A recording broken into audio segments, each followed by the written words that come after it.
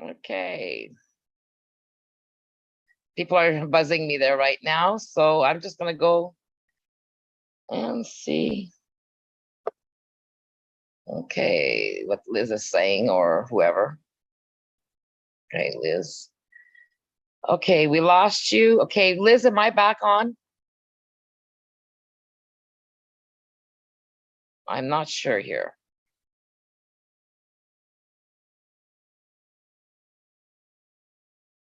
Okay, chat. Let's see here.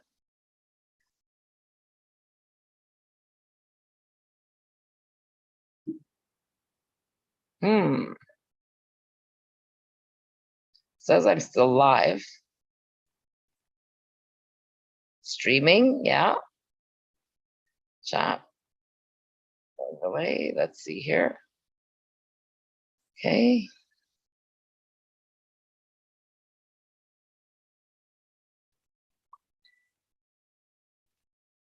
Oh boy. Fun, fun, fun. Okay, yes. Okay, I am back. All right. Thank God for patience a little bit, people. Just getting to the good part too. So anyways, we should be fine. I just want to make sure I've got a backup. Okay. And we're okay there. And we should be okay from now on. Now I'm going to do a share screen again. In the end, I'm going to win this battle with my internet. So, oops, not that. Okay, gonna go back here, get back on track with my right letter dashboard. Okay. So where is, okay, documents 2 hours. Okay, there we go. Now share screen. Okay, so now we all know about Bill C-11, okay? So again, like I said, in Parliament, when we get to Parliament, we want everybody to sit down, you know, bring a lunch, pack a picnic, and then enjoy what we're going to be presenting to you. So here, when we go to this document, you go to the rights to freedom of peaceful assembly and of association in the digital age, international legal framework, state obligation, and state means the government, right? Like the national government. The rights to freedom of peaceful assembly and of association are protected in Article 20 of the Universal Declaration of Human Rights and in Articles 21 and 22 of the International Covenant on Civil and Political Rights. The Human Rights Council has emphasized that states have the obligation to respect and fully protect these rights online as well as offline. The General Assembly also has called upon all states to ensure that the same rights that individuals have offline, including the rights to freedom of expression, of peaceful assembly, and of association, are also fully protected online in accordance with human rights law. So human rights law also count online.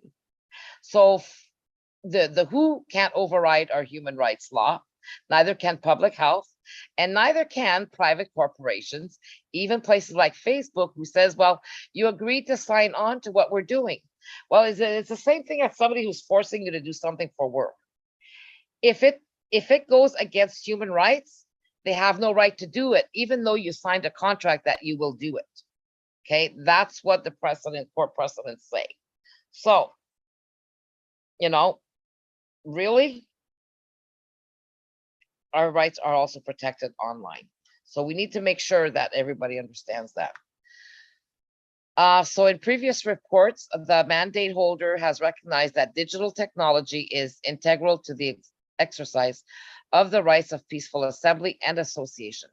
Technology serves both as a means to facilitate the exercise of the rights of assembly and association offline, and as virtual spaces where the rights themselves can be actively exercised. Indeed, such technologies are important tools for organizers who seek to mobilize a large group of people in a prompt and effective manner and at little cost, and also serve as online spaces for groups of people that are marginalized by society and are confronted with restrictions when operating in physical spaces.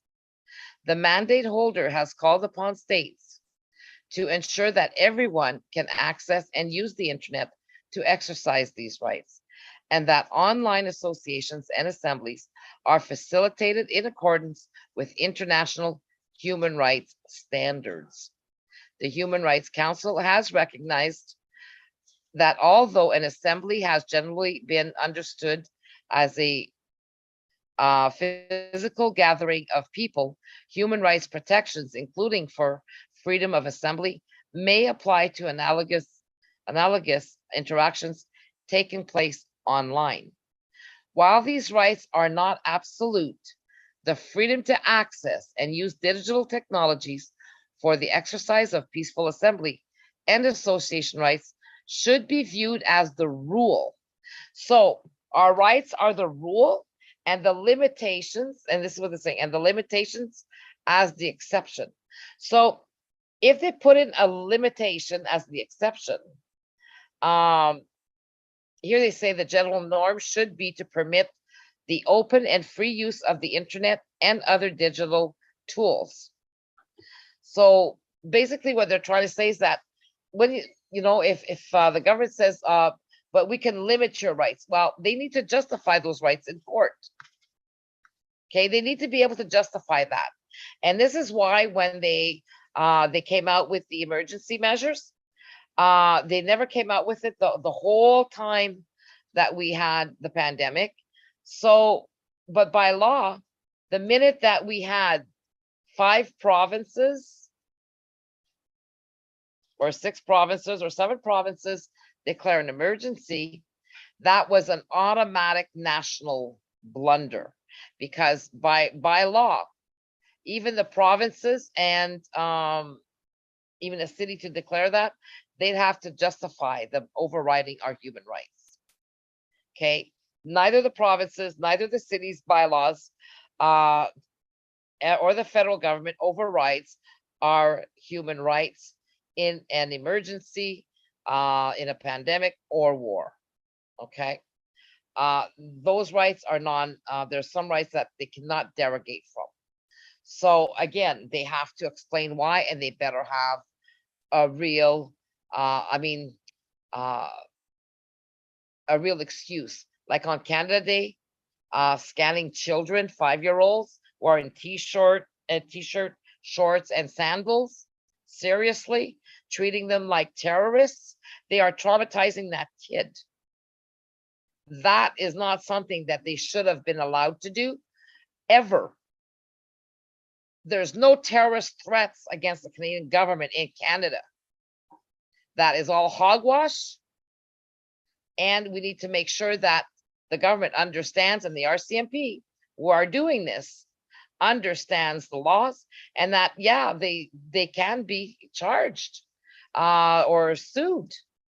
So as long as everybody understands the laws on both sides, we can avoid all of that. Okay, we need to take back our power. Well, take back, we've never had it. We've had it in law, but nobody's ever given it to us. They stole it instead, because we can prove that after since 1931, 90 years, we haven't had our rights given to us, because the governments have always kept that for themselves to become their own imperialist governance. So now, while these rights are not absolute, the freedom to access and use digital technologies for the exercise peaceful assembly and association rights should be viewed as the rule, and the limitations as the exceptions. I can't reiterate this enough. It's not that, oh, well, there's exceptions, so forget the rules, forget the rights. No, it's the other way around. And that is left to interpretation. So now, Where was I here? Okay, now, so the general norm should be to permit the open and free use of internet and other digital tools. Resolution 1521 of the Human Rights Council makes it clear that to be permissible, restrictions should be prescribed by law and which are necessary in a democratic society in the interest of national security or public safety, public order, or public, the protection of public health or morals, of the protection of the rights and freedoms of others. So, but there's a fine line there, okay? They really need to be able to justify that. And so far, we haven't really seen where that would really be justified. To stop people from, protest or marches or whatever, and to block the city and to put the rest of the people in Ottawa at the mercy because they're blocking the highways and the entrances to Ottawa. That is kind of ridiculous to punish the rest of the Ottawa people for 300 to 400 people, like what they did last weekend. Seriously? There was no fear there. And to say that they fear Canadians and terrorism, it's hogwash. Okay? They are talking through their hats. Tons of stuff was brought out in the open since the convoy that most people don't even know about, and that the government should be ashamed of, the RCMP and the city police and the Ottawa mayor, because eventually it's going to come back and bite them. Okay? Once everybody finds out. So that's neither here nor there. That's debatable for courts and lawyers and everything else. But we need to understand our rights.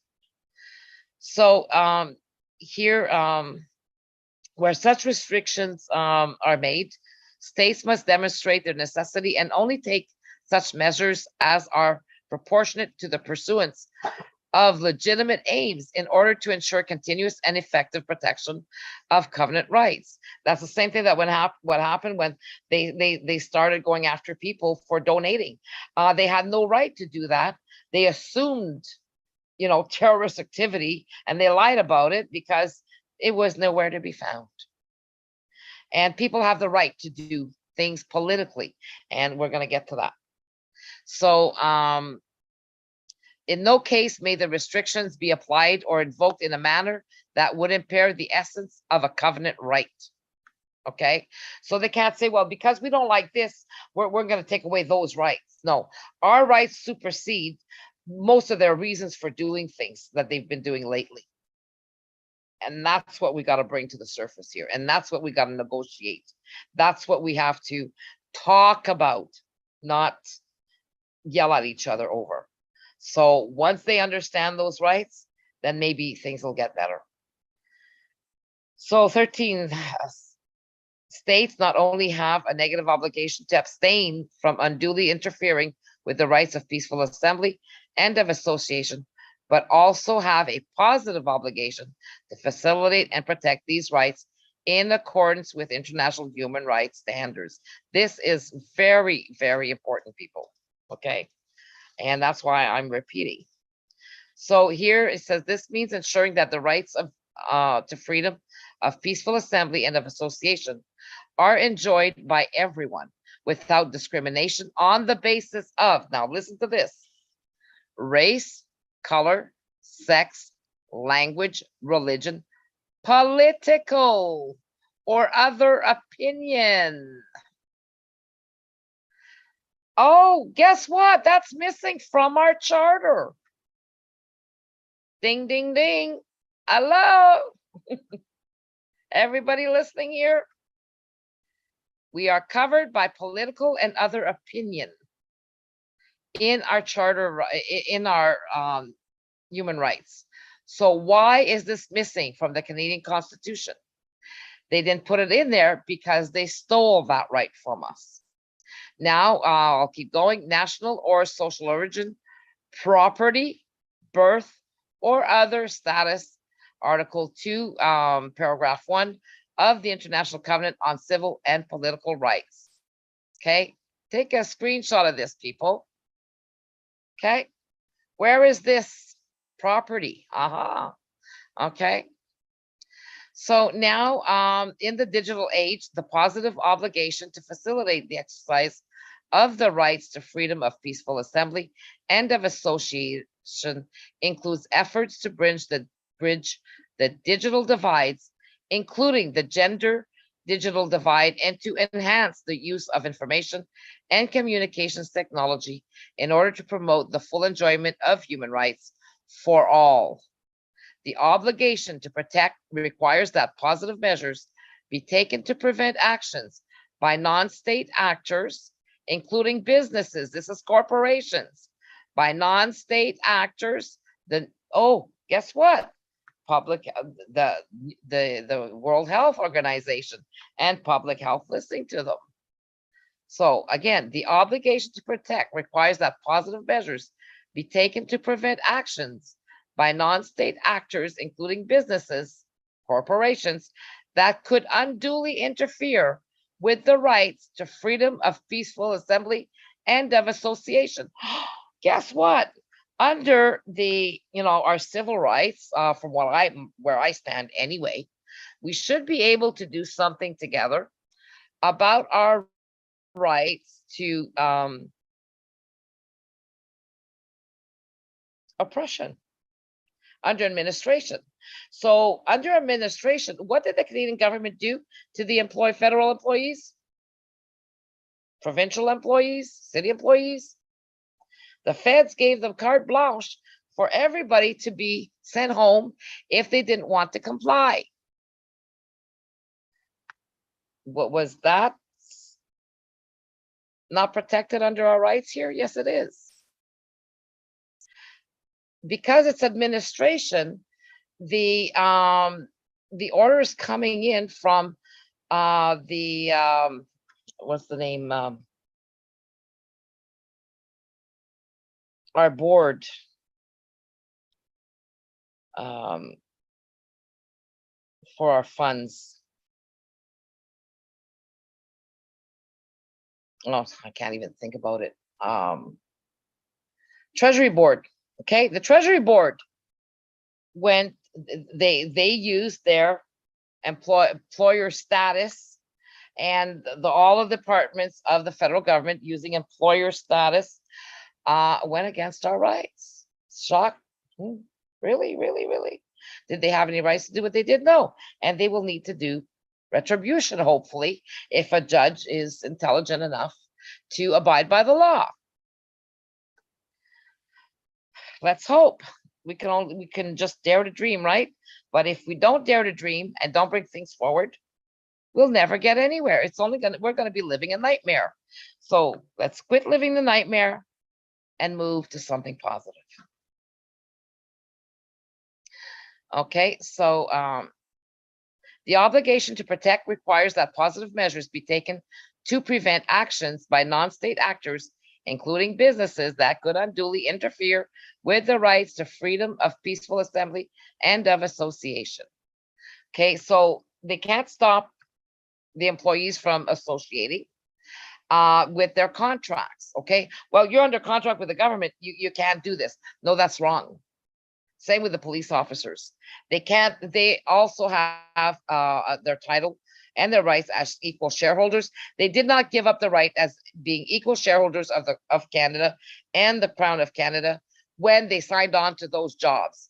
And neither did those corporations have the right to overrule those rights and our human rights.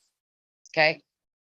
So that's another cleanup that we need to do. So that's why we need your help financially, big time. We need all kinds of funds here to be able to move forward, to change the laws, to bring in constitutional challenges, not here, but in the UK, because the UK is responsible for our constitution the way it is. They could have stopped all this.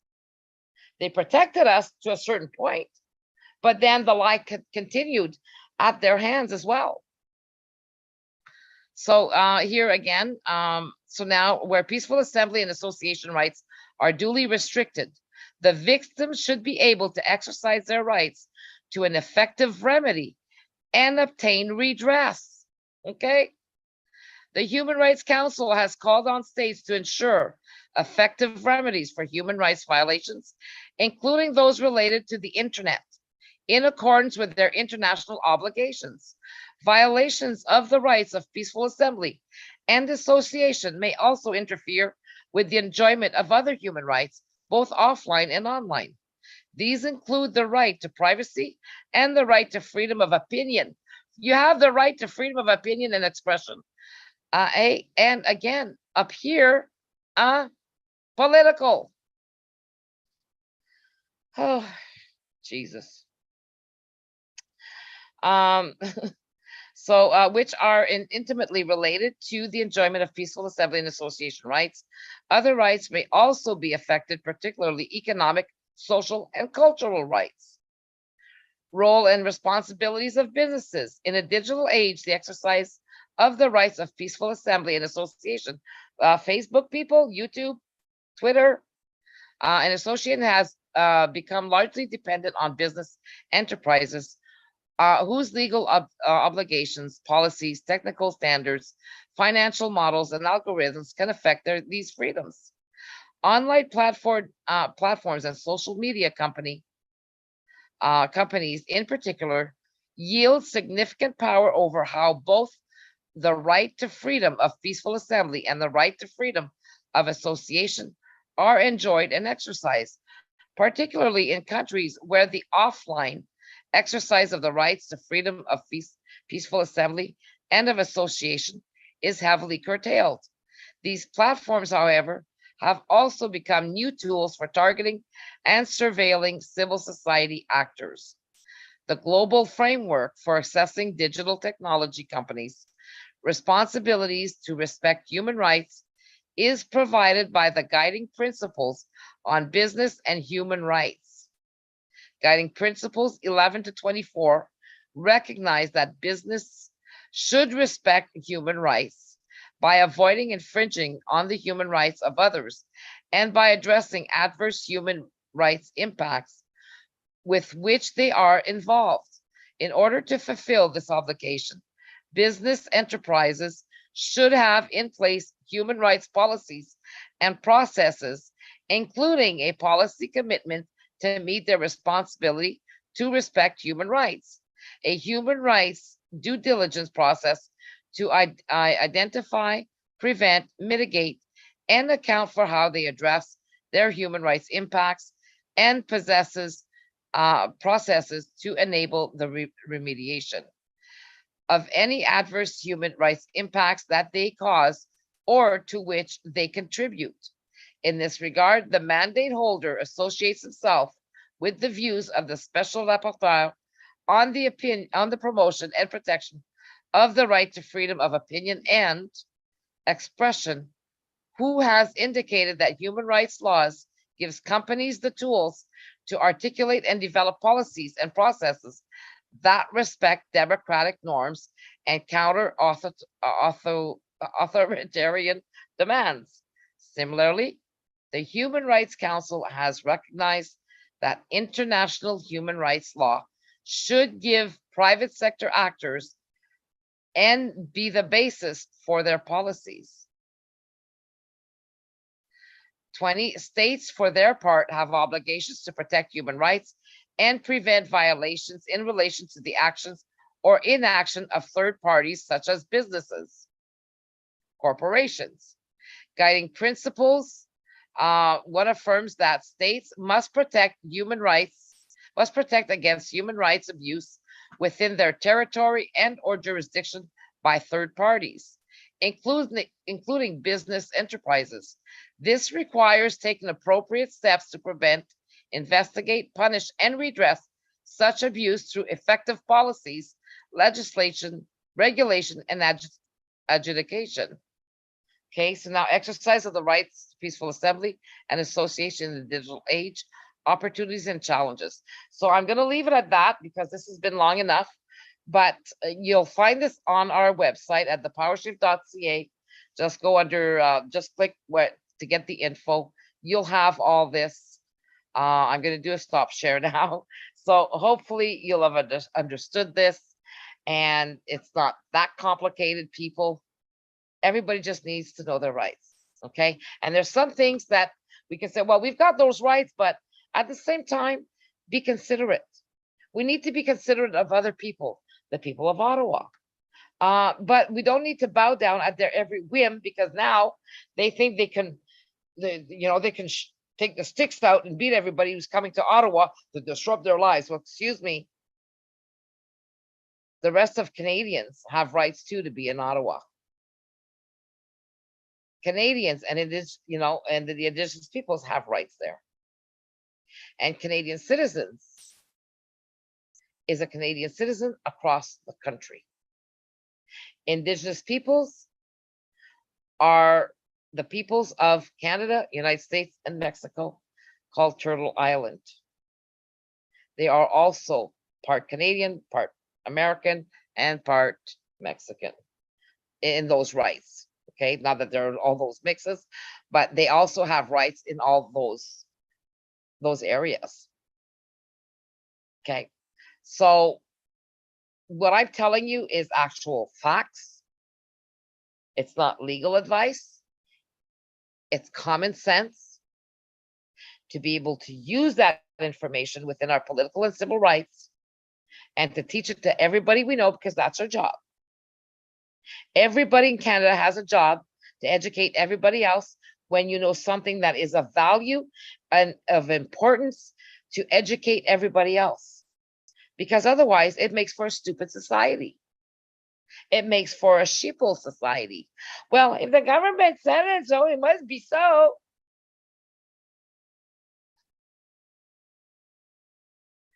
How many times have you heard that government or different parties?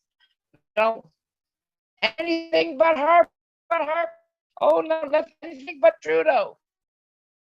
You guys keep singing the same song and you're not thinking. Who's supposed to be in there making the decisions? Who has the political power? We do. Quit whining about everybody and get your crap together, okay? Parliament Hill, July 30th. Help us every which way you can.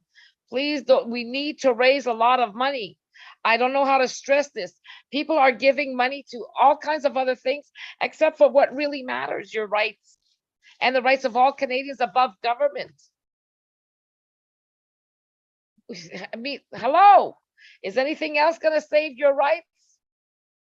Is stopping the mandates going to stop the World Economic Forum and everything else coming at us?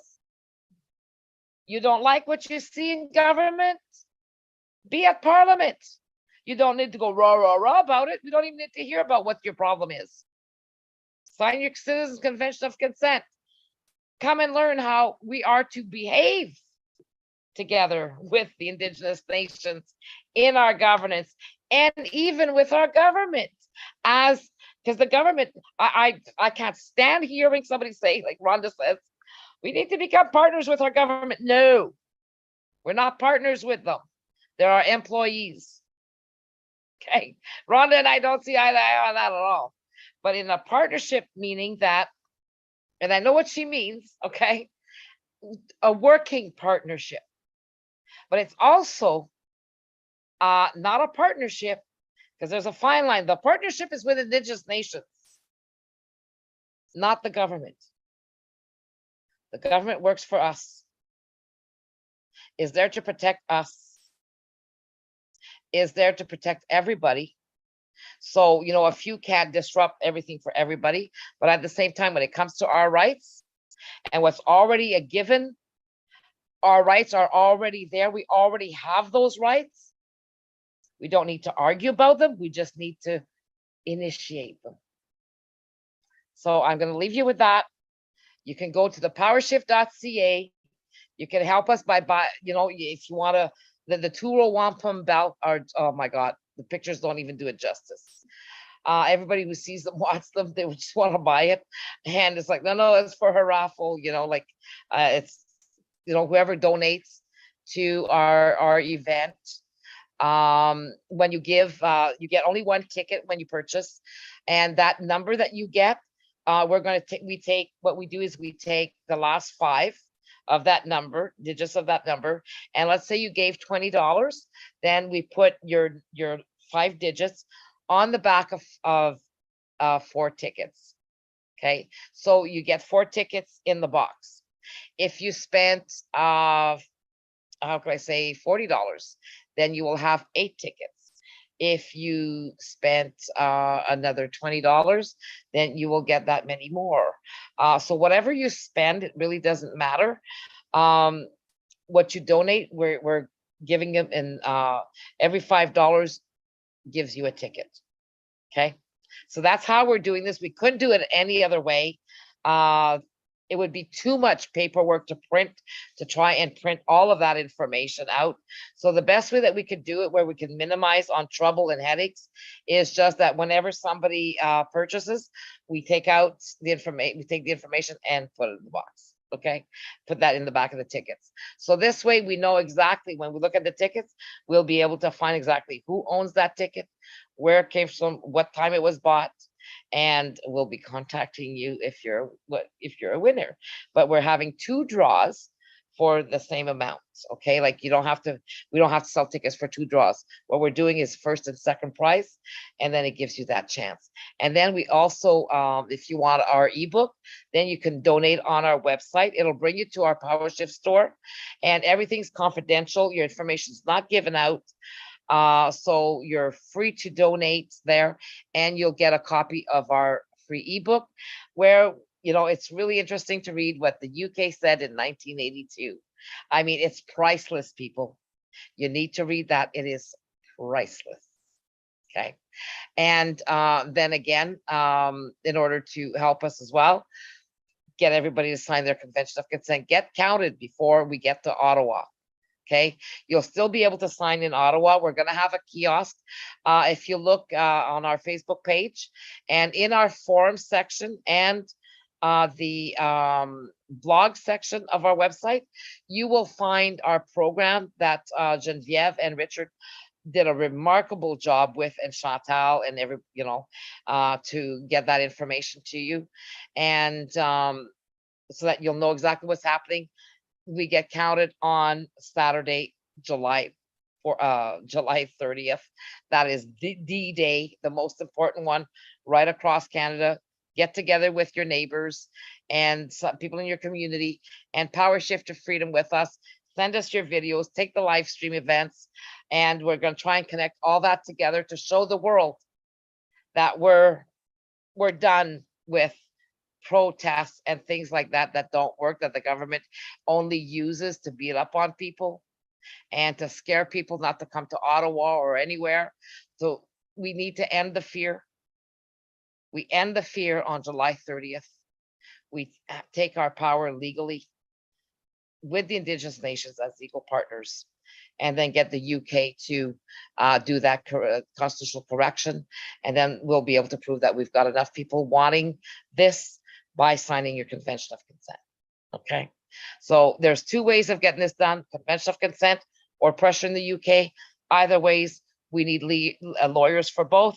So we're counting on you to help with donations, to help with sponsoring. If you want to sponsor, we need all the help we can get to make sure that we have what we need to defend ourselves if something happens.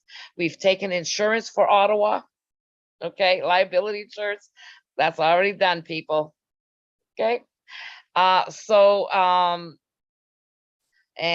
we have actually a person who's donated the funds for that, so thank you very much for that donation. It was great because it was, again, money that we weren't planning on having and this is a one-time fee for the 4 days that we'll be there. Well, 3 days, but we had to pay for an extra day on each side, and so that we can we indemnify the city and Parliament if something happens. And but again, until we make a constitutional challenge where the city of Ottawa and Parliament can't do that and question its legality and constitutional level on that, and even the mayor from Ottawa and the mayor from Toronto now having more powers, is unconstitutional. All of these unconstitutional things, even public health, need to be brought to court, scrutinized. But which courts? That could be switched to the UK, where some of the judges are a lot more prouder of their rulings, and where they really don't get away with twisting the lines and assuming, because they've had enough of them, that they've got great precedents that we can use. And yes, we are still under the UK, therefore they have no choice but to accept us in their courts in regards to our Canadian government at every level. Okay, that's all right, because we're still under their legislature legally. So the PowerShift.ca, we're here, people. 13 and a half years, we're finally here. It's time. And then after that, the government has to financially help us to reach every Canadian across the country and to get this done, whether they like it or not. Thank you. And please help us every which way you can. Please share. We need people to help us on Parliament Hill with security. We need nurses to be able to come and help us in case, somebody passes out or whatever, depending on the heat, depending on age, depending on whatever. But we need some help from all the groups out there. It's not about your group on that day. It's about being there for your political and civil rights. And the same with all of the government employees. You need to be on the Hill too, because that's your right. Your right is higher than what your employee status is in government. And that too can be debated in court. Okay. So no fear, stand up, be proud, because we can change the world if you all show up. Thanks. Bye-bye. The PowerShift.ca.